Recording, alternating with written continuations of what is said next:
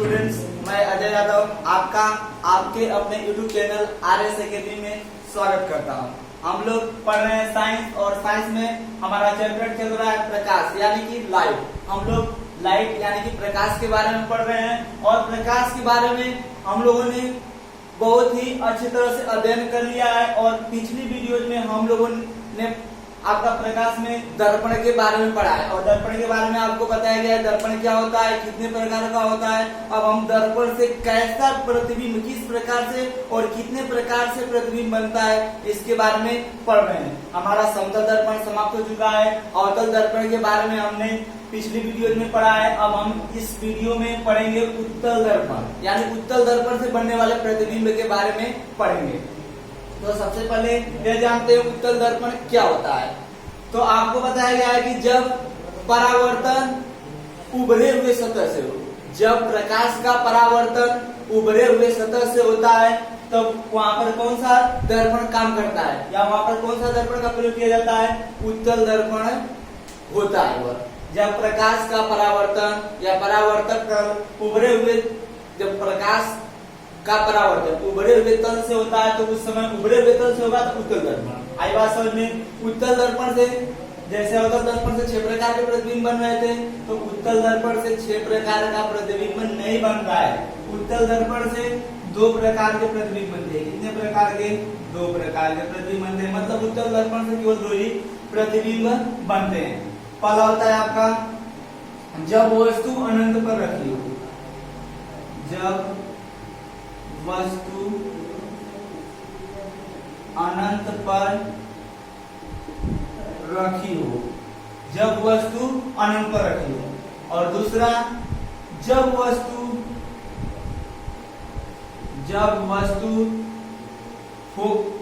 वस्तु ध्रुव यानी कि P या इसको हम पोल कहेंगे, पोल व अनंत के बीच हो, पोल व अनंत के बीच हो। तो देखिए उत्तल दर्पण में 2 ही प्रतिबिंब बनेंगे। पहला जब वस्तु कहां पर रखी गई होगी, अनंत पर रखी गई होगी और अनंत पर रखी रहेगी तो फोकस पर ही बनेगा। तथा दूसरा प्रतिबिंब कब बनेगा या किस कंडीशन में बनेगा, जब वस्तु कहां पर रखी होगी, पोल यानी कि ध्रुव और अनंत के बीच रखी जाएगी। तो स्टार्ट करते हैं, देखते हैं पहला। जब वस्तु अनंत पर रखी हो, जब वस्तु अनंत पर रखी हो, ये हमारा उत्तल दर्पण है। ये है उत्तल दर्पण।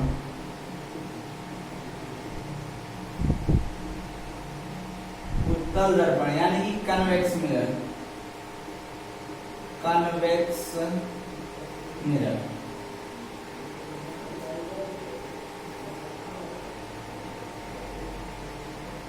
ये हमारा पोल होगा। देखिए अवतल दर्पण में जब हमने देखा ना हम लोगों ने तो ऐसे था और जो भी इसका फोकस था किधर था, इधर रहेगा ना।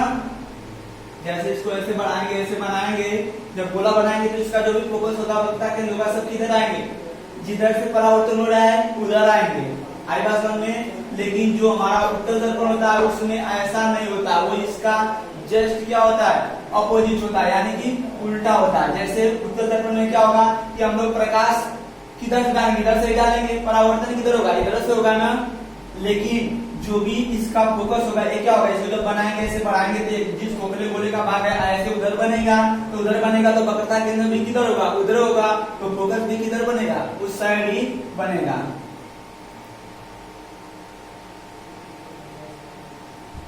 वक्ता केंद्र। अब देखिए पहली कंडीशन, जब वस्तु अनंत पर रखी हो, कहां पर रखी हो, अनंत पर रखी हो। तो वस्तु को हम अनंत पर रख देते हैं। वस्तु कहां पर रखी गई है, अनंत पर रखी गई है। तो आपको बताया गया जब वस्तु अनंत पर रखी होगी, वस्तु कहां पर होगी, अनंत पर, तो उसका प्रतिबिंब कहां बनेगा। देखिए वस्तु अनंत पर रखी गई है, इसका प्रतिबिंब फोकस पर बनेगा। कहां पर बनेगा, फोकस पर बनेगा। जब वस्तु अनंत पर रखी हो तो उसका प्रतिबिंब फोकस पर बनता है।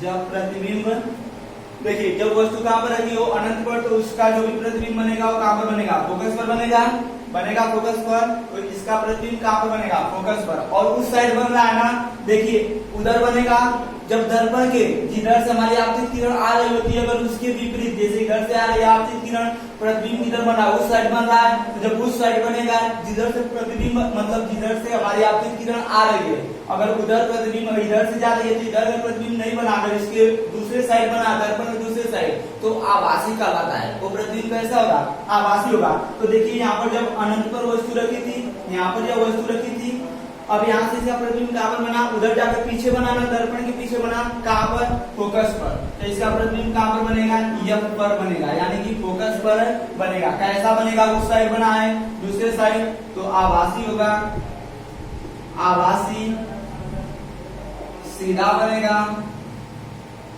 आभासी सीधा, और वस्तु से अत्यंत छोटा मतलब बहुत छोटा, वस्तु से बहुत छोटा, वस्तु से बहुत छोटा प्रतिबिंब बनेगा।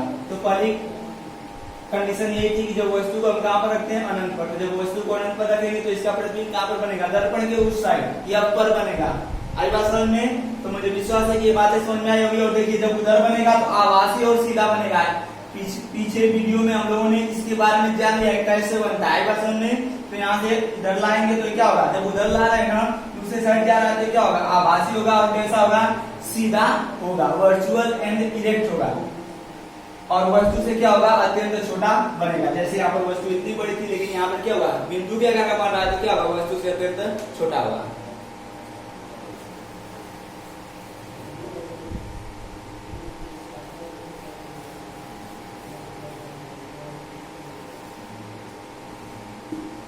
अब देखिए दूसरी कंडीशन क्या थी, हमारा सीधा यफ, ये होगा आपका पी यानी कि ध्रुव होगा। अब देखिए दूसरी कंडीशन यह थी कि जब वस्तु को अनंत और पोल के बीच में, अनंत और ध्रुव के बीच में रखते हैं, तो जब वस्तु कहां पर होगी, पहले तो अनंत पर थी ना, अब अनंत पर नहीं रहेगी, अनंत और ध्रुव के बीच होगी, अनंत और ध्रुव पी के बीच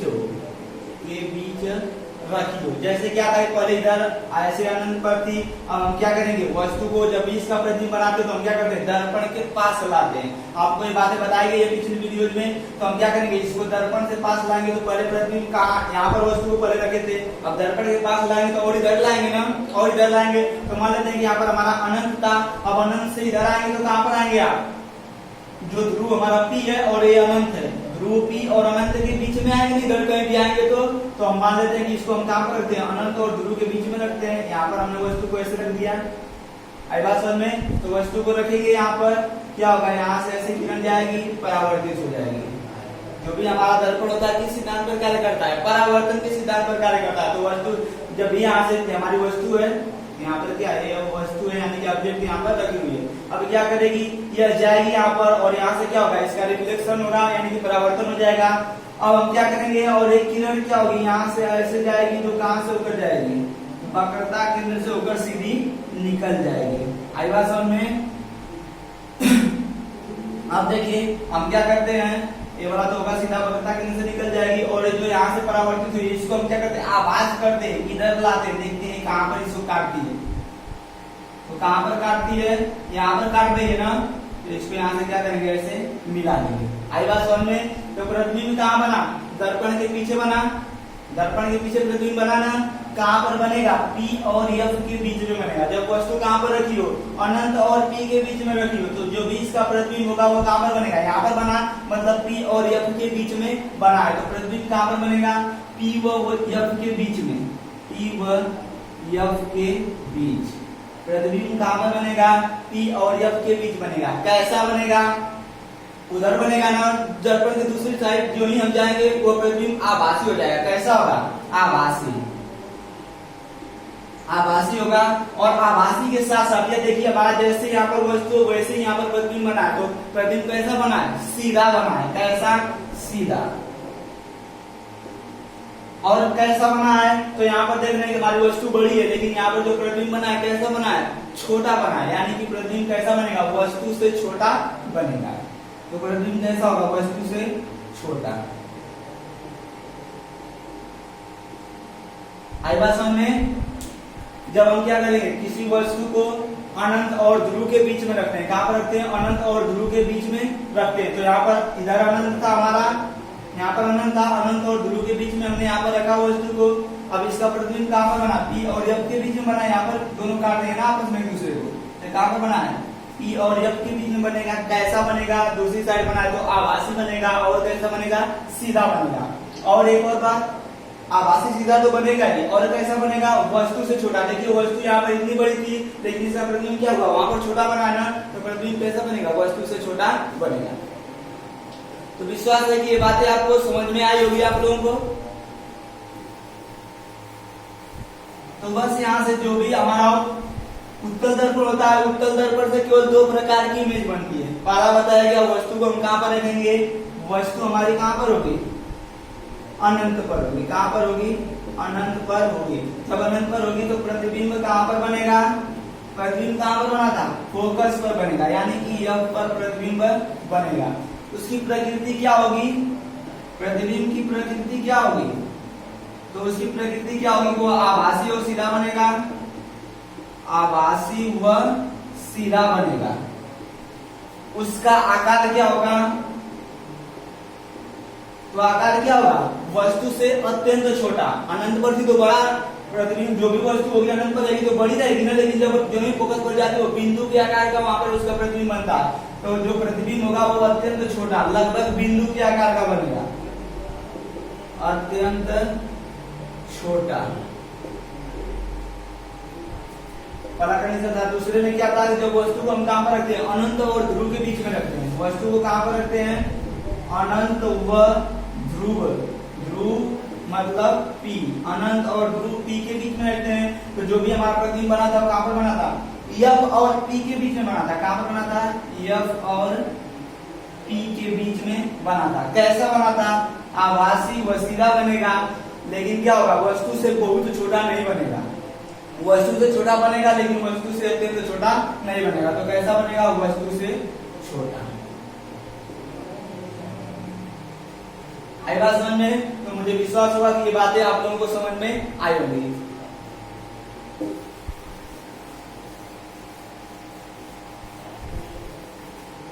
अब यहाँ से प्रतिबिंब वाला जो भी बात थी वो समाप्त होती है। अब यहाँ से एक प्रश्न पूछा जाता है, दर्पण का सूत्र क्या होता है, लेंस मतलब दर्पण का यानी कि मिरर का फार्मूला क्या होता है, दर्पण का सूत्र, दर्पण का सूत्र, फार्मूला ऑफ मिरर।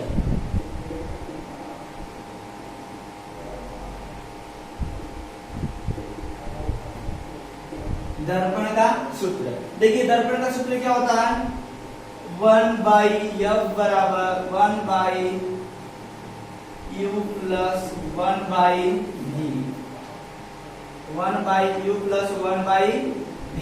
आएगा समझ में। यह आपका दर्पण का सूत्र होता है। हमें बोर्ड का एग्जाम में देना है कि कहां से आता है, कैसे आता है, इसके बारे में उतना जानना आवश्यक नहीं है, आपसे नहीं पूछेगा। लेकिन दर्पण का सूत्र क्या होता है यह जानना आवश्यक है। दर्पण का सूत्र क्या होता है, 1/f बराबर 1/u प्लस 1/v। जहां पर f क्या है, यह फोकस दूरी क्या है, फोकस दूरी है। u क्या है, वस्तु की दूरी है, u ध्रुव से वस्तु की दूरी, u ध्रुव से वस्तु की दूरी। जैसे हम क्या कर रहे थे, वस्तु कहीं पर रख रहे थे ना, तो हम क्या करेंगे, जैसे मान लेते हैं अनंत पर रख रहे थे तो ध्रुव से कितनी दूरी पर रख रहे थे वही बात होगी। तो अनंत पर रख रहे थे तो उसका कोई गिनती ही नहीं है, मान लीजिए 10 सेंटीमीटर 20 सेंटीमीटर दूरी पर रखेंगे तो वही क्या होगी, वही वस्तु की दूरी होगी ध्रुव से। v है ध्रुव से प्रतिबिंब की दूरी, ध्रुव से प्रतिबिंब की दूरी मतलब कितनी दूरी पर प्रतिबिंब बनेगा। तो आई बात समझ में, मुझे विश्वास है कि ये बातें आपको समझ में आई होगी। और एक बात यहाँ पर ध्यान रखनी होगी, अवतल दर्पण, अवतल दर्पण यानी कि कनकेव मिरर, और दूसरा होता है उत्तल दर्पण यानी कि कन्वेक्स मिरर। तो देखिए अवतल दर्पण में हमने क्या देखा कि जो भी प्रतिबिंब बन रहा था वो, जैसे अवतल दर्पण हमारा ऐसे था ना, अब यहाँ से जो भी प्रतिबिंब बन रहा था वो प्रतिबिंब किधर बना था, इधर से जा रहे थे किरण, इधर आ रहे थे, प्रतिबिंब इस साइड ही बन रहा था। तो जिधर क्या आई देखिए, जिधर से आपतित किरण पड़ रही है, इधर से आपतित किरण उधर जा रही है, लेकिन उसमें क्या होता था, प्रतिबिंब उधर नहीं जाता था, प्रतिबिंब इधर आकर बनता था। मतलब जिधर से हम किरण को डाल रहे हैं, मतलब किरण को क्या कर रहे हैं, भेज रहे हैं, इस दर्पण पर उधर ही क्या बन रहा है, इसका प्रतिबिंब भी बन रहा है इसी दिशा में। तो जिस दिशा से हमारी आपतित किरणें जाती हैं, अगर उधर ही प्रतिबिंब बनता है तो उस दर्पण की फोकस दूरी ऋणात्मक होती है। उस दर्पण की फोकस दूरी क्या होगी, सॉरी धनात्मक होती है। उस दर्पण की फोकस दूरी, जैसे देखिए एक कंफ्यूज करेगा, थोड़ा सा इसके बारे में जान लेते हैं।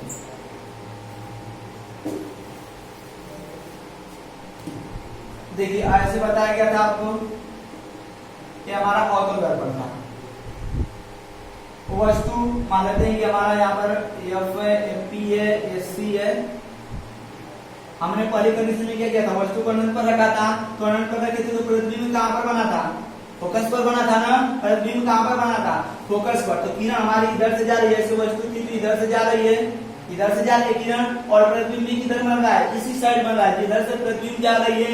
अगर इसी साइड क्या हो, जब जिधर से प्रतिबिंब जा रही है, अगर उसी साइड जो आपका जैसे प्रतिबिंब नहीं, वस्तु, जिधर वस्तु है, अगर इधर ही वस्तु रखी है, दर्पण से इस साइड वस्तु रखी है, अगर इसी साइड प्रतिबिंब बनेगा, जिधर वस्तु रखी हुई है अगर उधर ही प्रतिबिंब बनेगा तो उसकी फोकस दूरी ऋणात्मक होगी। क्या होगी, उसकी फोकस दूरी ऋणात्मक होगी। जिधर वस्तु रखी है, दर्पण से इस साइड वस्तु रखी है, तो दर्पण से अगर इसी साइड अगर प्रतिबिंब बनेगा तो उसकी फोकस दूरी ऋणात्मक होगी। जैसे अब यहाँ पर क्या है, इसकी फोकस दूरी क्या होगी, ऋणात्मक, क्योंकि इसका प्रतिबिंब अनंत पर रखेंगे तो इसका प्रतिबिंब कहाँ पर बनता था, यहीं पर बनेगा। तो जब प्रतिबिंब यहाँ पर बनेगा तो इधर वस्तु को हमने रखा है, प्रतिबिंब किधर बना है, इधर ना बना है, दर्पण से उधर बनता है तो प्लस हो जाता है, लेकिन दर्पण से इधर ही बनेगा तो क्या होगा, उसकी फोकस दूरी ऋणात्मक होगी। तो अवतल दर्पण की फोकस दूरी ऋणात्मक होती है। क्या होती है, ऋणात्मक। क्यों, क्योंकि अवतल दर्पण में जो भी प्रतिबिंब बनते हैं, जिधर वस्तु रखी होती है उस साइड ही बनते हैं। और वैसे ही उत्तल दर्पण में हमने देखा कि उत्तल दर्पण में हम किरण इधर से भेज रहे थे, लेकिन जो भी उसका प्रतिबिंब बन रहा था वो उस साइड बन रहा था। प्रतिबिंब उधर बनेगा, जब प्रतिबिंब भैया उधर बनेगा तो क्या होगा, उसकी फोकस दूरी क्या होगी, धनात्मक हो जाएगी। क्या होगी, धनात्मक। तो ये बातें ध्यान में रखने योग्य है। तो दर्पण का सूत्र यही होता है, इससे प्रश्न भी पूछे जाते हैं, आपकी किताब में न्यूमेरिकल होंगे उसको हल कर देगा। अब बढ़ते हैं रेखीय आवर्धन, दर्पण का रेखीय आवर्धन, प्रतिबिंब का रेखीय आवर्धन, रेखीय आवर्धन, यानी कि लीनियर मैग्निफिकेशन,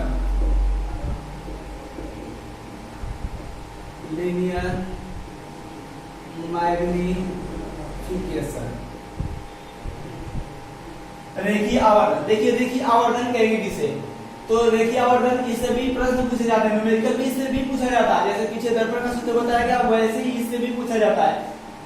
रेखीय आवर्धन कहेंगे किसे, तो किसी भी दर्पण से जो भी प्रतिबिंब और वस्तु जो भी रखी हो ना, दर्पण के पास, दर्पण से जितनी दूरी पर कोई वस्तु रखी हो तो प्रतिबिंब भी, जाहिर सी बात है दर्पण के सामने अगर वस्तु रखी है तो उसका प्रतिबिंब भी बनेगा। तो प्रतिबिंब और वस्तु के अनुपात को, प्रतिबिंब मतलब वस्तु के प्रतिबिंब,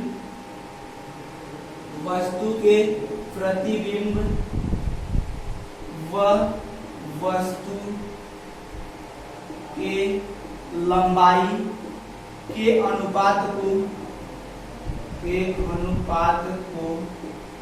रेखीय आवर्धन कहते हैं। प्रतिबिंब के लंबाई व वस्तु के लंबाई के अनुपात को हम क्या कहते हैं, प्रतिबिंब के लंबाई, यहाँ पर लंबाई होगा, प्रतिबिंब के लंबाई और वस्तु के लंबाई के अनुपात को हम क्या कहते हैं, रेखीय आवर्धन कहते हैं। रेखीय आवर्धन को यम से प्रदर्शित करते हैं, किससे, यम से प्रदर्शित करते हैं। तो रेखीय आवर्धन बराबर होता है, यहाँ से निकल जाएगा ना, रेखीय आवर्धन बराबर, अभी आपको इसका परिभाषा क्या बताइए? रेखीय आवर्धन कहेंगे किसे? वस्तु के प्रतिबिंब की लंबाई और वस्तु की जो एक्चुअल लंबाई होगी, वस्तु के प्रतिबिंब की लंबाई और वस्तु की लंबाई के अनुपात को हम क्या करते हैं? आवर्धन करते हैं। तो पहले क्या दिया है? वस्तु के प्रतिबिंब की लंबाई, तो पहले क्या होगा? प्रतिबिंब की लंबाई होगी, वस्तु के प्रतिबिंब की लंबाई, वस्तु के प्रतिबिंब की लंबाई, और अनुपात का मतलब बटा होता है, और क्या? वस्तु के लंबाई, वस्तु के लंबाई या वस्तु की लंबाई होगा यहाँ पर। तो देखिए आवर्धन बराबर क्या होगा? वस्तु के प्रतिबिंब की लंबाई बटा में वस्तु की लंबाई। आई बात समझ में? तो वस्तु के प्रतिबिंब को पीछे हमने किससे प्रदर्शित किया था? जैसे ऐसे था 1/f बराबर 1/u plus 1/v। f focus दूरी, u वस्तु की दूरी और v प्रतिबिंब की दूरी थी। तो यहाँ पर प्रतिबिंब की बात किया ना, तो प्रतिबिंब क्या होगा? v होगा। तो इधर क्या होगा? आवर्धन को एम से प्रदर्शित करते हुए आपका एम हो जाएगा वस्तु के प्रतिबिंब की लंबाई v अब बटा में वस्तु की लंबाई u होगी। तो यहाँ पर क्या हो जाएगा? m बराबर v बटा में u। तो यहाँ से भी प्रश्न पूछे जाते हैं। जैसे आपसे पूछेगा यहाँ से, जैसे देखिए यहाँ से दे दिया कि किसी वस्तु के प्रतिबिंब की लंबाई 30 सेंटीमीटर है। मान लेते हैं प्रतिबिंब की लंबाई कितनी है? 30 सेंटीमीटर है। यदि वस्तु की लंबाई 15 सेंटीमीटर है, कितनी है? 15 सेंटीमीटर है, तो उसका देखिए आवर्धन बताइए। उसका देखिए आवर्धन क्या होगा? तो यहाँ से तुरंत निकाल देंगे। देखिए आवर्धन हम बराबर हम जानते हैं कि वस्तु के प्रतिबिंब की लंबाई बटा वस्तु की लंबाई। तो प्रतिबिंब कितना दिया? 30 लंबाई, और वस्तु की लंबाई कितना दिया? 15। यहाँ से काटेंगे, क्या आएगा? 2 आया। तो इसका देखिए आवर्धन क्या होगा? 2 होगा। तो देखिए यहाँ पर बताएगा आपको। तो यहाँ से क्या करेंगे? वहां से यम का मान निकाल लेंगे। तो ऐसे भी पूछा जाता है किसी वस्तु के प्रतिबिंब की लंबाई दिया हो और वस्तु की लंबाई दिया हो। अगर आपसे आवर्धन निकालने के लिए कहें तो वहां से भी निकाल सकते हैं। या इससे भी आपके प्रश्न, कई प्रकार के प्रश्न पूछे जाते हैं। जैसे यहाँ पर यह पूछा जाता है कि यम मतलब आवर्धन, मैग्निफिकेशन। यम का मान निगेटिव कब होता है? यम का मान निगेटिव यानी ऋणात्मक कब होता है? यम का मान ऋणात्मक कब होगा? निगेटिव कब होगा? ये भी जो आपका यम है इसका भी मान धनात्मक या ऋणात्मक आता है। तो इसका मान ऋणात्मक कब होगा? तो इसके लिए बस आपको एक बात याद रखनी है, यह ऐसा अवतल लेंस में होगा। कहाँ पर? अवतल दर्पण में होगा। कहाँ पर होगा? अवतल दर्पण में होगा। और वो भी कितने कंडीशनों में? 5 कंडीशनों में। जैसे अवतल दर्पण से आपको बताया गया था कि 6 प्रकार की प्रतिबिंब बनती हैं, लेकिन उसमें से जो 5 प्रतिबिंब बनती हैं वे कैसी बनती हैं? वास्तविक व उल्टी बनती हैं। वास्तविक व उल्टा। वास्तविक व उल्टा प्रतिबिंब बनती थी कितनी? 5। और जो छठी प्रतिबिंब थी वह आभासी और सीधा बनती थी।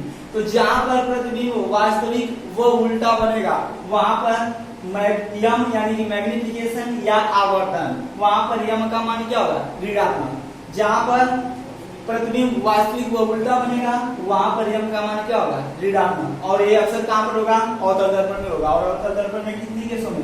5 केसों में ऐसा होगा। अब इसके अपोजिट जस्ट होगा, यम का मान तब धनात्मक कब होगा?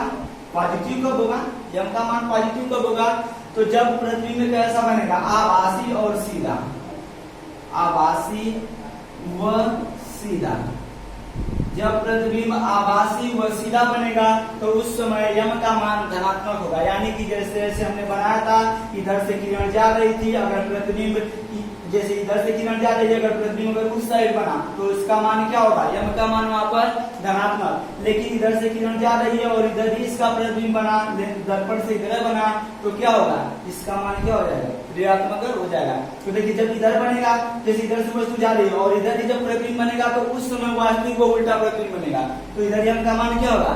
ऋणात्मक होगा। लेकिन दूसरी साइड जब प्रतिबिंब बनेगा तो वहां पर यम का मान क्या हो जाएगा? धनात्मक हो जाएगा। इससे और आगे थोड़ा सा इससे और प्रश्न पूछे जाते हैं। जैसे यह पूछा जाता है, देखिए पूछा जाता है कि जब यम का मान 1 के बराबर हो, जब यम का मान 1 के बराबर हो तो वस्तु की लंबाई, प्रतिबिंब की लंबाई और वस्तु की लंबाई में क्या अनुपात होगा। तो जब m का मान 1 आएगा तो इन दोनों का अनुपात भी क्या होगा, 1:1 होगा, तभी तो आएगा। जैसे m बराबर v/u है। अब हम यहाँ पर क्या करेंगे, जब दोनों का मान सेम रखेंगे, मान लेते हैं उसको 10 रखेंगे, इसको भी 10 रखेंगे, तभी तो 1 आएगा इसका मान m का।